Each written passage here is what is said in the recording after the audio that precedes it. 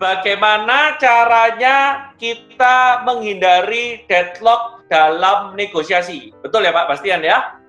Ya Pak, betul Pak. Terima kasih. Oke, ya. Jadi di dalam negosiasi itu kita boleh punya goal, boleh punya tujuan ya. Boleh punya harapan, tapi kita harus fleksibel dengan goal kita, dengan tujuan kita ya. Sebaliknya juga kita harus mengemukakan itu kepada lawan negosiasi kita. Oke, contohnya misalnya begini. Oke, hari ini kita bertemu untuk berdiskusi dan bernegosiasi untuk mencapai kesepakatan ini. Tapi, ya, mungkin kesepakatan itu bukan tercapai hari ini. Mungkin kita perlu waktu. Jadi sudah di pre-frame dari awal bahwa oh, it's okay, we are interested.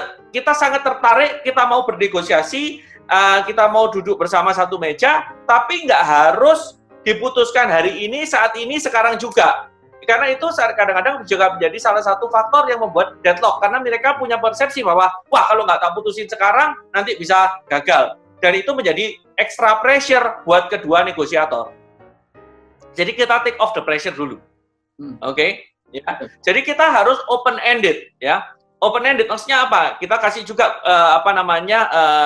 itikat baik kita. Masih ingat bahwa di dalam setiap negosiasi itu harus ada itikat baik ya. Itikat baiknya kita itu apa? Oh ini loh, aku ini mau negosiasi dengan ini karena bilang itikat baiknya itu apa? Ya. Contoh misalnya di era pandemi dengan teman-teman pekerja ya. Ini suatu keputusan yang berat, ya. Apakah kita harus merumahkan mereka? Apakah kita tetap merumahkan dan membayar mereka? Apakah kita memberhentikan mereka? Nah, ini kan satu keputusan yang berat yang harus dilakukan oleh pemimpin perusahaan atau HR manager kalau memang sudah ada kebijakan dari perusahaan untuk berdiskusi dan bernegosiasi dengan mereka. Tapi kita kita berdiskusi latar belakangnya dulu. Ini loh, maksud dan tujuannya kita melakukan itu ini. Jadi kita harus jelas dulu di awal, kita nggak bisa datang dengan langsung, pokoknya gini. Nah ini bahaya, bisa deadlock. Ya, bisa deadlock, kayak gitu. Nah, sampai bila perlu, kita ganti negosiatornya. Misalnya nih, kalau sama saya deadlock, bisa saja saya minta tolong Pak Michael untuk maju. Pak, tolong kasih tahu. Ya, ini. Jadi itu membuka peluang baru. Karena orangnya sudah berbeda, mungkin waktunya juga sudah berbeda, situasi kondisinya juga sudah berbeda. Ya. Demikian kira-kira. Kadang orang tuh cocok-cocokan ya Pak ya. Sama cocok-cocokan sama satu sama lain juga sama situasinya. Mungkin sama Pak Ronald cocok bukan hanya sama karakter negosiasinya aja, tapi juga mungkin situasinya lagi nggak pas, mungkin di rumah lagi berantem. Nah, waktu saya masuk kelihatannya berhasil, wah Pak Michael lebih hebat. Belum tentu, mungkin memang cocok caranya atau kondisi di rumah sudah membaik. Nah, kita nggak tahu, ya. Jadi itu yang namanya persisten. Tadi mungkin terkait dengan itu ya Pak ya. Persisten bukan berarti satu cara aja, tapi bisa berganti-ganti, bahkan ganti orang. Nah, nggak cuma ganti strategi. Nah, ini sebelum Pak Daniel tanya, ini saya mau menyapa dulu. Ada dua orang yang mau saya sapa. Pertama Bu Risa, mungkin bisa buka video atau ininya, karena Bu Risa ini juga kenalannya Pak Ronald, yang lebih kenal dulu, bahkan saya dikenalkan oleh Bu Risa. Halo. Halo Pak Ronald. Nah, ini. Halo, selamat malam. Selamat malam. Buat Pak Ronald nih, atau sudah cukup nih, saking seringnya ketemu nih, waduh. Gimana? Ada sesuatu? Kayaknya sih saya kayaknya udah cukup, cuman kayaknya menarik banget ya tadi case-case-nya macam-macam gitu. Bisa nanti mungkin bisa sharing juga nih. Saya minta sharing di kampus saya gimana? Siap. Hari mantap. Ini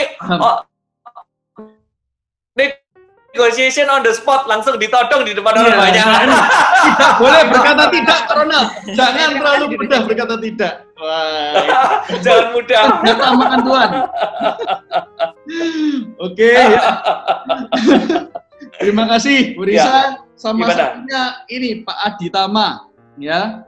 Pak Aditama, mungkin ini teman saya juga. Saya juga sering bekerja sama juga dengan beliau dalam organisasi ya di gereja, Pak. Ini beliau juga Iya. insurance agent gitu juga ya Pak ya, banyak bekerja di bidang itu. Mungkin bisa share sedikit memperkenalkan diri Pak Adi Tama. Kalau Bu Risa kan semua udah pada tahu. Ya, selamat malam. Ya, Saya Adi Tama dan terima kasih sudah diberi kesempatan sama Pak Michael karena saya tertarik dengan ilmu negosiasi sih ya, karena kan saya tadi sempat dengar sedikit dari Pak Ronald bahwa memang setiap dari kita ini selalu bernegosiasi, bahkan kita dengan anak-anak kita pun bernegosiasi, karena sekarang anak-anak kita kan juga nggak bisa dikasih tahu misalnya, diberitahu misalnya, oh kamu nggak boleh begini, gitu. Mereka selalu akan ada negosiasi. Jadi saya juga banyak belajar tadi dari Pak Ronald, bagaimana cara bernegosiasi, terus kemudian term, terus kemudian tadi ada 3C tadi itu, dari kita harus bagaimana, kita harus bersikap bagaimana. Nah, banyak insight yang saya dapat sih, meskipun tadi saya ngikutnya mungkin nggak dari awal, jadi ada di belakang-belakang lebih seru lagi ceritanya. Terima kasih Pak Michael, terima kasih Pak Ronald. Nah, terima kasih Pak Adi. Mungkin Pak Ronald bisa ngasih tips nih, parenting negotiation. 1 Jadi gini, atau 2 gitu. Salah satu negosiasi yang, salah satu tantangan negosiasi ya, itu adalah ketika kita memiliki hubungan emosional. Itu akan menambah tantangan dan pressure ya. Karena kalau ya seperti yang tadi sempat saya singgung, misalnya kita bernegosiasi dengan orang tua kita atau calon mertua kita atau itu kan pasti ada hubungan emosional. Misalnya dengan anak kita dan dengan orang tua kita, itu juga menjadi suatu hal yang semakin kompleks karena kita nggak serta-merta bisa merealisasikan ancaman-ancaman kita nih. Kalau yang biasanya kalau nego selalu ngancam nih.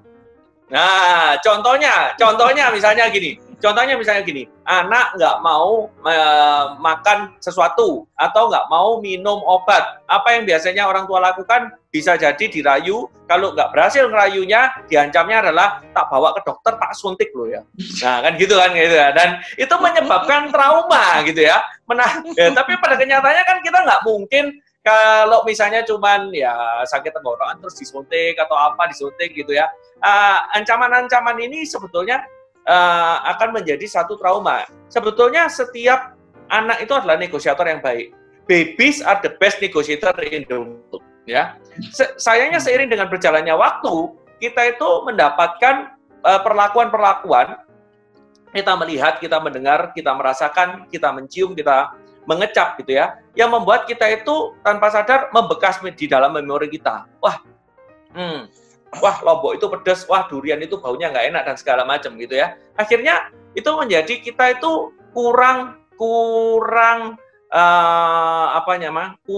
maksimal dalam bernegosiasi. Kalau misalnya waktu dulu kecil kita negosiasi itu sering dimarahi, sering dikeplak, sering dicubit, sering dibentak. Akhirnya waktu sering beranjak waktu dewasa, nanti pas aku dibentak, dimarahin dan segala macam, itu menjadi ada kekhawatiran ya.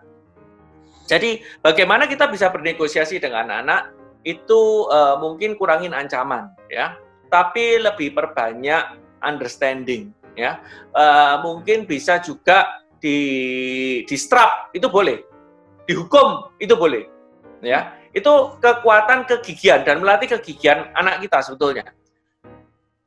Jangan beranjak dari tempatmu kalau kita belum sepakat, ya. Tapi jangan dibilang tak masukin gudang loh ya, tak kunci di gudang, karena meskipun kita benar masukin dia ke gudang, kita nggak akan memasukkan dia di gudang selama-lamanya kan. Dan anak itu kan belajar. Waktu setiap kali kita ngancam masukin gudang, dan dia waktu dimasukin gudang baik-baik saja, berikutnya mungkin yang pernah terjadi adalah masukin aku ke gudang aja. Sebelum kita ngancam, dia sudah minta dimasukin gudang dulu. Lah kan bingung terusan. Nah, jadi dengan negosiasi dengan orang-orang yang mempunyai hubungan emosional itu tantangannya menjadi lebih tinggi dan kita harus menjadi lebih kreatif. Bagaimana supaya hubungan ini tetap baik, ya, tanpa melukai, ya, tapi juga bisa menghasilkan kesepakatan yang baik bagi banyak pihak. Tentu nggak bisa cuma nurutin, buyar. Ya, setuju Ya, Pak. itu Karena kira-kira. kalau untuk anak itu memang harus ada didikan, ya Pak ya. Kita bisa jadi best friend, tapi didikan itu harus ada. Saya juga bisa seperti ini, Pak Ronald, kita semua bisa seperti ini berkat didikan. Jadi kalau kita nggak mendidik anak kita itu, kita berarti apa ya? Berutang sama orang tua kita. Orang tua kita sudah didik kita nggak mau didik anak karena kita nggak mau lihat dia sedih dan nggak mau akhirnya kita juga sedih. Karena didik anak itu juga pedang bermata dua, ya. Bagi yang sudah punya anak di sini pasti tahu lah. Gitu. Jadi barang siapa sayang dengan anaknya pasti juga menghajar atau mendidik. Dalam arti menghajar ini mendidik ya, mendidik anaknya. Repot. Kalau negosiasi dengan orang mungkin kita nggak perlu mendidik. Tapi kalau dengan anak ini harus ada unsur didikan ya Pak Ronald ya. Jadi takutnya dipakai terus senjata kita. Masukin saya ke gudang aja. Nah itu. Ya. Jadi harus extra careful memang ya Pak Adi. Adi Tama ya silahkan berjuang ya di bidang itu. Dan juga mungkin orang-orang yang lain. Yes. Ya. Oke, ini masih banyak pertanyaan, nggak apa-apa, ada lagi Pak Ronald dari Pak Daniel. Ini Pak Daniel belum sempat ini seru saya bacakan ya. Seberapa besar menurut Bapak dampak sentuhan fisik atau komunikasi nonverbal dalam mempengaruhi keberhasilan negosiasi? Wah ini bagus. Kembali lagi tergantung lawan negosiasi kita bagaimana orangnya ya. Dan contoh kita nggak usah ngomong sampai sentuhan fisik ya. Yang kita kirim untuk negosiasi lawan jenis saja mungkin udah beda. Ya benar. Ya toh. Ada ketertarikan kayak begitu. Maksudnya bukan ketertarikan apa ya, tapi maksudnya ya lebih nyaman gitu ya, ngobrol nggak terlalu kaku gitu ya. Kalau cowok sama cowok duduk hadap-hadapan gitu ya bisa, kalau panas bisa gebuk-gebukan, paling jeleknya kan begitu kan, jadi nggak negosiasi lagi gitu kan. Tapi kalau cowok sama cewek masa terus mau jambak-jambakan kan rasanya less gitu ya, apalagi nggak secara profesional gitu ya. Nah itu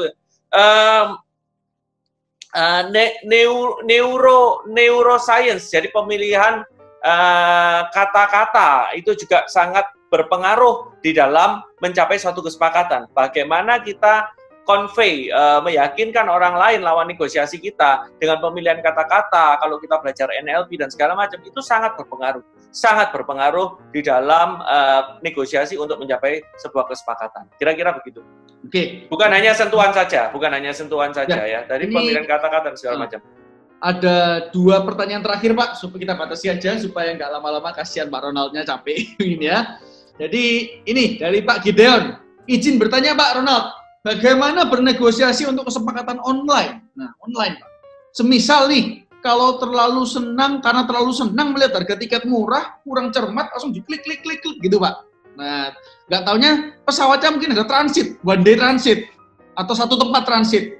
Sementara CS sendiri mungkin nggak punya kemampuan mengambil keputusan. Nah, ini gimana Pak? Apa ada pengalaman ini untuk bypass administrasinya kira-kira seperti itu dalam transaksi online? Ya.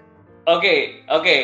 Ya, itu sebetulnya sudah terjawab tadi di prinsip yang kedua, yaitu cermat, cerdik, cepat ya. Jadi jangan terlalu cepat, harus lebih cermat dulu. Benar, itu ada catatannya. Baca syarat dan ketentuan, toh kan nggak ada yang memburu-buru kita untuk mengambil keputusan, itu yang pertama. Tapi kalau memang itu sudah kita lakukan, sudah terjadi gitu ya, apa yang bisa kita lakukan? Ya, telepon customer service ya. Kemudian kita cari orang yang mungkin bisa mempunyai kuasa untuk membantu kita, ya. Entah itu manajernya, supervisornya, atau tim leadernya. Bagaimana kita memastikan supaya itu bisa tersampaikan dengan baik? Biasanya yang terjadi adalah, ya Pak, nanti kita catat dulu atau nggak bisa. Bahkan mau ngomong sama tim leader atau customer service-nya aja tuh butuh effort gitu ya, gitu. Oh, lagi meeting, orangnya nggak ada di tempat dan segala macam ya. Tapi seorang customer service itu juga punya rule. Ini saya kasih bocoran ya, mungkin sudah ada yang banyak tahu, tapi mungkin ada yang juga belum sadar ya, bahwa customer service itu nggak boleh nutup telepon seenaknya.